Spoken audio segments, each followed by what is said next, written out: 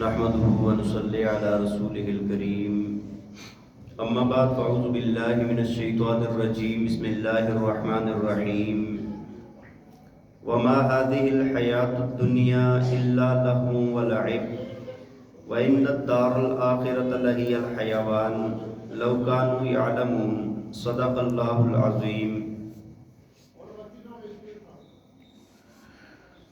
توجہ فرمائیں، سورہ عنکبوت آیت نمبر 64۔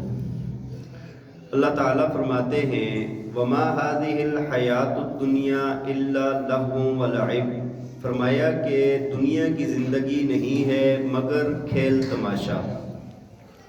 وَإِنَّ الدَّارَ الْآخِرَةَ لَهِيَ الْحَيَوَانُ، اور فرمایا کہ بے شک آخرت کا گھر وہی ہمیشہ کی زندگی کا گھر ہے، وہی ہمیشہ کا گھر ہے، وہی گھر اصل گھر ہے۔ لو کانوا یعلمون، فرمایا کہ اگر یہ لوگ جانتے ہوں۔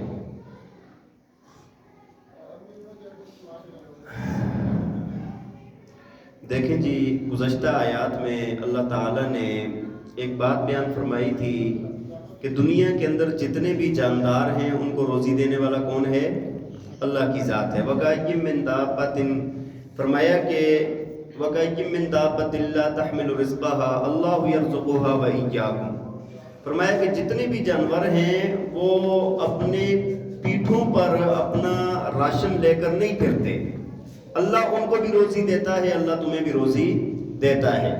پھر اللہ تعالیٰ نے اپنی توحید کے دلائل کا بیان فرمایا کہ وہ اللہ جس نے زمین آسمان کو پیدا کیا، وہ اللہ جس نے سورج چاند ستاروں کو تمہارے لیے مسخر کیا، اور وہ اللہ کہ جس نے پانی آسمانوں سے نازل فرمایا، مردہ زمین کو زندہ کیا۔ تو اتنے واضح دلائل دیکھنے کے بعد بھی اگر کوئی نہیں سمجھتا تو فرمایا کہ بل اکثرهم لا یعقلون، یہ اکثر لوگ عقل والے نہیں ہیں، بے عقل لوگ ہیں کہ اتنی واضح دلائل سامنے موجود ہیں کہ اللہ کی ذات یہ سارے کام کر رہی ہے، سورج چاند ستاروں کو، زمین کو، آسمان کو، سب چیزوں کو ہماری خدمت میں لگا دیا اور سارے ایک ترتیب کے ساتھ چل رہے ہیں۔ تو اگر کوئی بندہ ان سب چیزوں کو دیکھ کے بھی نہیں سمجھتا تو وہ بندہ بیوقوف بندہ ہے۔ اب یہاں سے یہ جو آج کی آیات، اس میں اللہ تعالیٰ نے ایک تو مشرکین کا شکوہ فرمایا ہے اور دوسرا دنیا کی بے ثباتی کا بیان فرمایا ہے۔ فرمایا یہ جو دنیا کی زندگی ہے نا، اس کی مثال ایسے ہے جیسے کہ کھیل تماشا ہوتا ہے۔ لہو کہا جاتا ہے کہ جو بچوں کا کھیل ہو، اور لعب کہا جاتا ہے جو بڑوں کا کھیل ہو۔ لہو لعب ہے، کھیل تماشا ہے، یہ دنیا کی زندگی۔ آپ دیکھیں نا کھیل کیا ہوتا ہے، کھیل کے اندر حقیقت کچھ نہیں ہوتی، اس کے اندر کیا مطلب وقتی طور پر اگر ایک کھیل آپ کھیل رہے ہیں، جس طرح مثال کے طور پہ ایک ڈرامہ بن گیا ہے، کھیل ہے نا، ایک ڈرامہ ہے، اس کے اندر ایک کو بادشاہ بنا دیا، ایک کو نوکر بنا دیا، ایک کو مجرم بنا دیا، ایک کو جج بنا دیا، ہاں سارے ایک کردار ہیں۔ اگر وہ ساری چیزیں اکٹھی ہو جائیں اور جیسے وہ ڈرامہ ختم ہوگا تو اس کے اندر نہ کوئی بادشاہ رہتا ہے، نہ کوئی مجرم رہتا ہے، نہ کوئی جج رہتا ہے، نہ کوئی سزا رہتی ہے۔ یہ کھیل ہے، یہ کھیل ہے، ڈرامہ ہے دنیا کی زندگی۔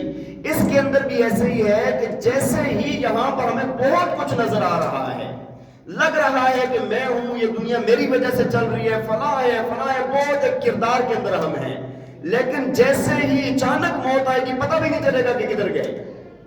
آپ دیکھیں نا دنیا کی زندگی کے اندر کیسے بڑے بڑے لوگ آ رہے اور گئے، کتنے بڑے بڑے طاقتور، کتنے بڑے بڑے علم والے، کتنے بڑے بڑے صلاحیتوں والے لوگ، کتنے اونچے درجے کے لوگ دنیا میں آئے اور گئے، آج ان کا نام بھی کوئی نہیں لیتا۔ ہاں جی، اسی طرح ہم سب نے جتنے دنیا کے افراد ہیں ان سب نے جانا ہے۔ تو اس دنیا کی زندگی کے اندر کامیاب کون ہے کہ جو اس دنیا کی زندگی کو یہاں پر اللہ کے احکامات کے مطابق گزار لیں۔ یہ سب کے لیے حکم ہے، مسلمان کافر سب کے لیے حکم ہے، مان جاؤ سارے کے سارے اللہ کی۔ اگر کوئی بندہ نہیں مانے گا تو وہ خرابی کے اندر پڑے گا اور بعد میں جا کر بہت بڑا نقصان اٹھائے گا۔ دیکھیں نا ہمیں تو وقتی طور پہ کیسے لگتا ہے، آپ دیکھیں ہماری پلانیں بنتی رہتی ہیں، ہمارا اگر ایک 80 سال کا، 90 سال کا، 100 سال کا بوڑھا بھی ہے نا، اس کی بھی ایک پلاننگ ہوتی ہے کہ بھائی میں نے فلاں پلاٹ خریدنا ہے، فلاں جگہ پر گھر بنانا ہے، فلاں کام ایسے کرنا ہے، ہاں جی میں نے فلاں گاڑیاں خریدنی ہے، یا جو دیہاتی لوگ ہوتے ہیں فلاں جانور خریدنے ہیں، زمینوں کے اندر یہ کرنا ہے۔ یہ ساری پلاننگ ہوتی ہے نہیں ہوتی ہماری، ہم سب کی اپنی اپنی ہر بندے کی پلاننگ ہوتی ہے۔ 100 سال والا بندہ بھی پلاننگ کر رہا ہے، وہ بھی مرنے کے لیے تیار جو نوجوان ہے وہ بھی یہی کر رہا ہے. تو یہ جو ہمیں دنیا کے لیے تو فل تیاری ہے اور ہر وقت ہم مستعد رہتے ہیں. تو یہاں پر ہوتا کیا ہے؟ اللہ تعالیٰ نے قرآن میں فرمایا ہے بل تؤثرون الحیات الدنیا والآخرۃ خیر وابقیٰ. فرمایا تم دنیا کی زندگی کو ترجیح دیتے ہو حالانکہ آخرت ہمیشہ خیر ہے اور ہمیشہ رہنے والی ہے. آخرت کی زندگی اصل زندگی ہے. تو دنیا کے اندر بس انسان کو ایک موقع ملا ہے، ایک امتحان گاہ ہے، امتحان لیا جا رہا ہے کہ یہ انسان یہاں پر کیا کرتا ہے. اللہ کے سامنے ہمارے ذمہ فرض ہے کہ گناہوں سے پاک ہو کے اللہ کے سامنے جائیں. ہم ہر انسان پر یہ بات فرض ہے، اللہ کے سامنے جب پیش ہو تو وہ گناہوں سے پاک ہو. بات سمجھ آ رہی ہے کہ نہیں؟ تو اللہ تعالیٰ ہمیں یہ بات سمجھا رہے ہیں. فرمایا کہ یہ دنیا کی زندگی کچھ بھی نہیں ہے مگر کیا؟ لہو و لعب ہے، کھیل تماشا ہے. وَإِنَّ الدَّارَ الْآخِرَةَ لَهِيَ الْحَيَوَانُ. اللہ فرما رہے ہیں کہ آخرت کا گھر ہی اصل زندگی کا گھر ہے، جہاں پر ہمیشہ کی زندگی ہوگی، کبھی کوئی ٹینشن تکلیف پریشانی نہیں ہوگی. آپ خود اندازہ لگائیں، ایک بندہ ایسا ہے کہ جس کو یہ گارنٹی مل جائے یا کبھی بیمار نہیں ہوگا. ایک بات، کبھی بیمار، کبھی یہ بوڑھا نہیں ہوگا، کبھی اس کے اعضاء کے وہاں کے اندر کوئی مسئلہ نہیں آئے گا، کبھی اس کو جسمانی درد نہیں ہوگا، کبھی اس کو بخار نہیں آئے گا، کبھی اس کی زندگی نہیں ختم ہوگی، کبھی اس کی روزی نہیں کم پڑے گی. ہمیشہ ہمیشہ مطلب ایک بندہ ایسا اگر کسی کا ہو جائے، اس کو پتہ چل جائے اس بندے کے لیے کتنی بڑی خوشی کی بات ہے.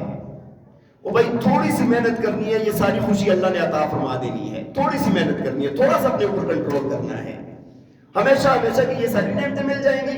بس سمجھ کی بات ہے. اللہ تعالیٰ ہم سب کو سمجھ عطا فرمائے. اللہ فرماتے، خود فرماتے لو کانوا یعلمون. فرمایا کہ اگر یہ لوگ سمجھے تو، اگر ان لوگوں کو یہ بات سمجھ آ جائے. دوسرا آگے فرمایا فَإِذَا رَكِبُوا فِي الْفُلْكِ دَعَوُا اللَّهَ مُخْلِصِينَ لَهُ الدِّينَ. فرمایا کہ جب یہ لوگ کشتی کے اندر سوار ہوتے ہیں تو اللہ تعالیٰ کو خالصتاً پکارتے ہیں اسی کی اطاعت کے عقیدے سے. اور فرمایا فَلَمَّا نَجَّاهُمْ مِنَ الْبَرِّ إِذَا هُمْ يُشْرِكُونَ. فرمایا جب اللہ ان کو بچا لیتا ہے، جب یہ خشکی کی طرف آ جاتے ہیں، إِذَا هُمْ يُشْرِكُونَ. فرمایا پھر اسی کے ساتھ شرک کرتے ہیں. اصل کیا ہوتا ہے کہ دریائی سفر جن نے کیے ہیں یا پڑھے ہیں یا دیکھے ہیں، دریا کے اندر نہ، سمندر کے اندر کسی وقت بھی طغیانی آ سکتی ہے. وہ جو ٹنوں من کا جو جہاز ہوتا ہے نا، وہ تنکے کی طرح اڑ رہا ہوتا ہے اوپر. کتنے جہاز دنیا کے اندر تباہ ہوئے، کتنے زیادہ افراد اس کے اندر مر گئے، مٹ گئے. جب اللہ کا حکم آ جاتا ہے نا، سمندر کے اندر طغیانی آتی ہے، تو پھر کیا کرتے ہیں؟ اس وقت صرف اللہ کو پکارتے ہیں، یا اللہ آپ ہی بچا دیں. مشرک کافر جیسا کیسا بندہ ہوگا وہاں پر کس کو پکارتا ہے؟ مشرک بھی کس کو پکارتا ہے. لیکن بعض ایسے بھی ہوتے ہیں، بہت بڑی بدبختی ہے کہ جو اس وقت بھی کہتے ہیں کہ یا فلاں بابا جی، یا فلاں بابا جی، یا فلاں بابا جی. یہ بھی عقل کا انتہائی مشرک سے بھی کمزور درجہ ہے. بات سمجھ آئی؟ ورنہ بتوں کے پجاری بھی جو ہے نا، اگر وہ ایسی مشکلات میں پھنس جائے تو کس کو پکارتے ہیں؟ قرآن میں جا بجا یہ بات موجود ہے. لیکن ہمارے لوگ اگر مشکلات میں مسلمان ہونے کے باوجود اتنا ان کے اندر یہ چیز راسخ ہو گئی ہے، اللہ کی ذات کو چھوڑ کے غیروں سے مانگنے کی اتنی راسخ ہو گئی ہے کہ وہ لوگ کس سے مانگتے ہیں؟ فلاں بابا جی، فلاں پیر صاحب، فلاں فلاں. بھائی وہ کچھ بھی نہیں کر سکتے، وہ کچھ بھی نہیں کر سکتے.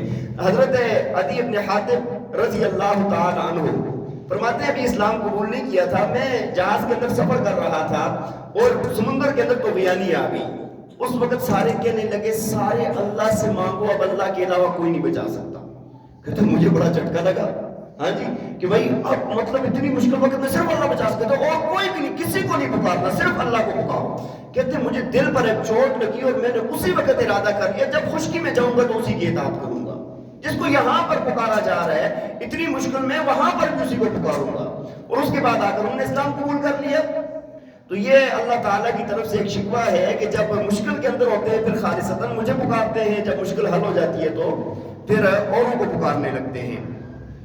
لِيَكْفُرُوا بِمَا آتَيْنَاهُمْ. فرمایا کہ تاکہ یہ کفر کریں بسبب اس کے جو ہم نے ان کو دیا ہے، وَلِيَتَمَتَّعُوا، اور تاکہ یہ فائدہ حاصل کریں. فَسَوْفَ يَعْلَمُونَ. فرمایا کہ قریب یہ لوگ جان لیں گے. بعض دفعہ کیا ہوتا ہے کہ یہ لوگ مطلب ان کو ڈیل بھی دی جاتی ہے، کفر بھی کر رہے ہیں، دنیاوی چیزوں سے فائدہ بھی اٹھا رہے ہیں، لیکن یہ سب کچھ جو ان کو مل رہا ہے نا، اللہ تعالیٰ نے ان کو سخت پکڑ کرنی ہے. اللہ تعالیٰ نے ان کو کیا کرنا ہے؟ سخت پکڑ کرنی ہے کہ یہ لوگ گڑبڑ کر رہے ہیں تو اللہ تعالیٰ نے ان کو سخت اس کے اوپر سزا دینی ہے. اللہ تعالی ہمیں عمل کرنے کی توفیق عطا فرمائے۔ وآخر دعوانا